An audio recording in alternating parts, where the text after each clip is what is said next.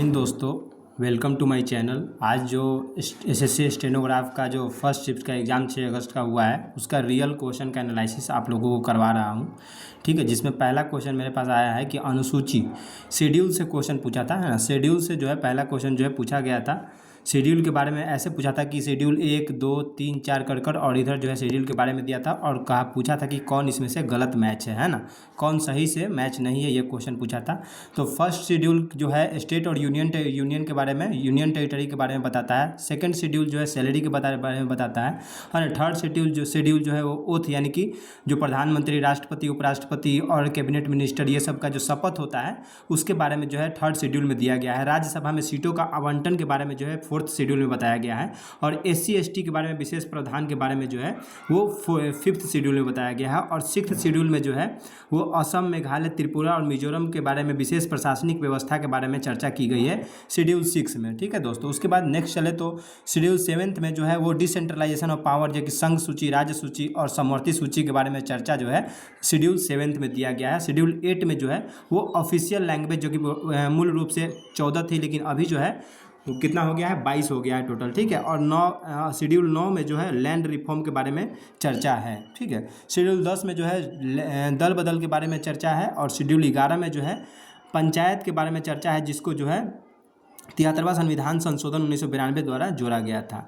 उसके बाद शेड्यूल 12 में जो है नगरपालिका के बारे में, जिसको 74वां संविधान संशोधन 1992 में जोड़ा गया था दोस्तों। ठीक है, नेक्स्ट क्वेश्चन आया था कि who is the present chief executive officer of NITI Aayog, यानी कि नीति आयोग के CEO अभी प्रेजेंट में, वर्तमान में जिन नीति आयोग के CEO कौन है, ये क्वेश्चन आया था। तो BVR सुब्रमण्यम जो है इसका करेक्ट हो जाएगा दोस्तों। ठीक है, उसके बाद नेक्स्ट चले तो क्वेश्चन आया था कि what is provided under article. अच्छा, भारतीय संविधान के आर्टिकल 356 में क्या है, ये क्वेश्चन आया हुआ था कि भारतीय संविधान के अनुच्छेद 356 में क्या है दोस्तों। तो तीन अनुच्छेद जो है इमरजेंसी से रिलेटेड है, जो कि 352 जो है वो राष्ट्रीय आपातकाल से संबंधित होता है, 356 जो है वो राष्ट्रपति शासन से संबंधित है, और 360 जो है वो फाइनेंशियल इमरजेंसी से संबंधित है। तो ये 356 दिया है, तो इसका जो है राष्ट्रपति शासन से संबंधित हो जाएगा, जो कि राज्यों में लगाया जाता है राष्ट्रपति के द्वारा। ठीक है, स्टेनोग्राफ। नेक्स्ट क्वेश्चन हम लोग का है कि who was the founder of, next question आया था कि who was the founder of the Maurya dynasty. Maurya dynasty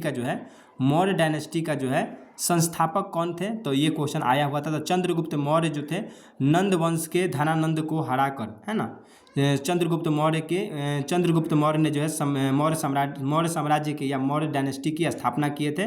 और इसमें चंद्रगुप्त मौर्य को सहायता कौन किया था, तो चाणक्य ने किया था, क्योंकि चाणक्य का जो है ये बेइज्जती कौन कर दिया था, तो धनानंद कर दिए थे। उसी कारण जो है चाणक्य ने, ये भी कह सकते हैं कि चाणक्य ने चंद्रगुप्त मौर्य को ट्रेनिंग देकर और अपनी, मतलब कि ये बदला लेने के लिए जो है सहायता लिया चंद्रगुप्त मौर्य का। ठीक है, इस तरह से भी कह सकते हैं। फिर क्वेश्चन आया था कि where is Wankhede stadium located, है ना, वानखेड़े स्टेडियम कहाँ पर लोकेटेड है, ये क्वेश्चन आया था, है ना। तो वानखेड़े स्टेडियम जो कि क्रिकेट स्टेडियम है वो कहाँ पर है, तो मुंबई के महाराष्ट्र में अवस्थित है। ठीक है, इसी प्रकार से नेक्स्ट शिफ्ट में हो सकता है कि या नेक्स्ट कल यह क्वेश्चन आ जाए नेक्स्ट एग्जाम में कि नरेंद्र मोदी स्टेडियम कहाँ है, तो अहमदाबाद गुजरात में जो है नरेंद्र मोदी स्टेडियम है। फिर ईडन गार्डन कोलकाता में है ना, वेस्ट बंगाल के कोलकाता में। फिर फिरोज शाह कोटला स्टेडियम, जिसको अरुण जेटली स्टेडियम भी कहते हैं, वो कहाँ पर है, तो वो दिल्ली में भी है। और चिदम्बरम, है ना, M.A. चिदम्बरम स्टेडियम कहाँ पर है, तो चेन्नई में है, तमिलनाडु के चेन्नई में अवस्थित है। उसके बाद राजीव गांधी इंटरनेशनल स्टेडियम कहाँ पर है, तो हैदराबाद में है दोस्तों। ये सब पूछ सकता है, इसको आप ध्यान में रखें। फिर नेक्स्ट क्वेश्चन थोड़ा सा ब्लर हो गया है। क्वेश्चन क्या है कि निम्नलिखित में से कौन सा राष्ट्रीय नृत्य नहीं है ना, राष्ट्रीय नहीं, शास्त्रीय होगा, शास्त्रीय नृत्य कौन सा नहीं है, ये क्वेश्चन आया है। तो देखिए, शास्त्रीय नृत्य का जो संख्या है वो अभी फिलहाल वर्तमान में 9 हो गया है, जिसमें भारतनाट्यम जो कि शास्त्रीय नृत्य तमिलनाडु का है, और कथक जो है उत्तर प्रदेश का शास्त्रीय नृत्य है, कथकली जो है केरल का शास्त्रीय नृत्य है, कुचिपुड़ी जो है आंध्र प्रदेश का शास्त्रीय नृत्य है, और ओडिसी जो है उड़ीसा का शास्त्रीय नृत्य है, सत्रिय जो है वो असम का है, और मोहिनी अट्टम जो है वो केरल का है, और छऊ जो है छत्तीसगढ़ का शास्त्रीय नृत्य है। इसके बाद जो भी आया होगा वो जो है शास्त्रीय नृत्य नहीं होगा। शास्त्रीय नृत्य की संख्या जो है वर्तमान में 9 ही है। ठीक है, नेक्स्ट चलते हैं। तराइन का युद्ध में मोहम्मद गौरी ने किसे हराया था, है ना। क्वेश्चन आया था नेक्स्ट कि तराइन के युद्ध में मोहम्मद गौरी ने किस कौन सा राजपूत शासक को हराया था, ये क्वेश्चन आया था। तो 1191 में मोहम्मद गौरी और पृथ्वीराज चौहान के बीच में ये युद्ध हुआ था, तराइन का युद्ध 1191 में। ये डेट याद रखिएगा, हो सके तो अगला एग्जाम में आ जाए, ठीक है। तो 1191 में मोहम्मद गौरी और पृथ्वीराज चौहान के बीच में जो युद्ध हुआ था, जिसमें जीत जो है मोहम्मद गौरी को हुई थी और हार जो है राजपूत शासक पृथ्वीराज चौहान का हुआ था। तो इसका पृथ्वीराज चौहान जो है करेक्ट आंसर हो जाएगा दोस्तों, ठीक है। नेक्स्ट क्वेश्चन आया था कि how many stages are there in the happiness index, मतलब हैप्पीनेस इंडेक्स में कितना स्टेज होता है, ये क्वेश्चन आया था, ठीक है। तो 6 होगा इसका आंसर। और 6 मुख्यतः कौन कौन होता है, तो जीडीपी पर कैपिटा होता है, सोशल सपोर्ट होता है ना, हेल्दी लाइफ एक्सपेक्टेंसी होता है ना, freedom to make life choice होता है, जेनरोसिटी होता है, परसेप्शन ऑफ करप्शन होता है। ये 6 जो है स्टेजेज है हैप्पीनेस इंडेक्सेस का दोस्तों, ठीक है। उसके बाद नेक्स्ट चलते हैं, तो who became the chairperson of SEBI का जो है अध्यक्ष वर्तमान में किसे बनाया गया है, ये क्वेश्चन आया था। तो तुहिंत कांता पांडे जो है इसका करेक्ट हो जाएगा, जिनको जो है 1 मार्च 2025 को जो है सेबी का अध्यक्ष बनाया गया है दोस्तों। और ये जो है सेबी का फुल फॉर्म हो सके कि आज अगला एग्जाम में, सेबी का फुल फॉर्म होता है security exchange board of India. Security exchange board of India जो है सेबी का फुल फॉर्म होता है और इसका मुख्यालय जो है कहाँ है, तो मुंबई में है। और इसका स्थापना जो है 12 अप्रैल 1988 को हुआ था दोस्तों, ठीक है। नेक्स्ट चले तो क्वेश्चन क्या है कि in which unit intensity of light, मतलब कहने का मतलब क्वेश्चन पूछ रहा है कि इंटेंसिटी ऑफ लाइट को जो है किस यूनिट में मापा जाता है, तो कैंडिला में मापा जाता है, ठीक है। कैंडिला में मापा जाता है। अमाउंट ऑफ सब्सटेंस पूछ देगा नेक्स्ट क्वेश्चन में, तो मोल में मापा जाता है। अमाउंट ऑफ सब्सटेंस को जो हम लोग मोल में मापते हैं, हो सके कि अगला एग्जाम में आ जाए कि अमाउंट ऑफ सब्सटेंस को किस यूनिट में मापा जाता है, तो मोल में मापा जाता है दोस्तों, ठीक है। और मीटर लंबाई का पूछेगा तो मीटर हो जाएगा, ये सही मात्रक, ये सब तो नहीं पूछेगा, है ना। मेन पूछ सकता है तो अमाउंट ऑफ सब्सटेंस का नेक्स्ट क्वेश्चन में हो सके तो आ जाएगा, ठीक है।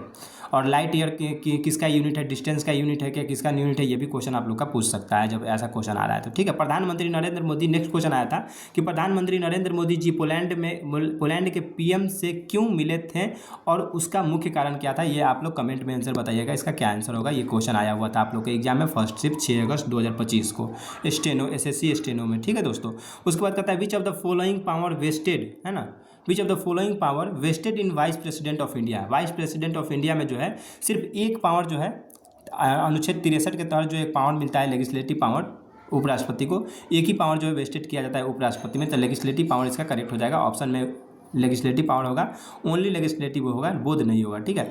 नेक्स्ट चलते हैं, तो क्वेश्चन आया था कि कौन सी नदी हिमालय से नहीं निकलती है, कौन सी नदी जो है हिमालय से नहीं निकलती है, ये क्वेश्चन आया हुआ था। तो हो सकता है क्वेश्चन ऑप्शन में होगा नर्मदा होगा, ताप्ती होगा, कावेरी होगा, है ना। कावेरी नहीं निकलती है, फिर कृष्णा नहीं निकलती है, गोदावरी नहीं निकलती है, हिमालय से ये सब नदियाँ नहीं निकलती है, लूनी नदी नहीं निकलती है, साबरमती नदी नहीं निकलती है, चंबल नदी जो है हिमालय से नहीं निकलती है। तो जो ऑप्शन में होगा उसके हिसाब से ये आंसर हो जाएगा, ठीक है।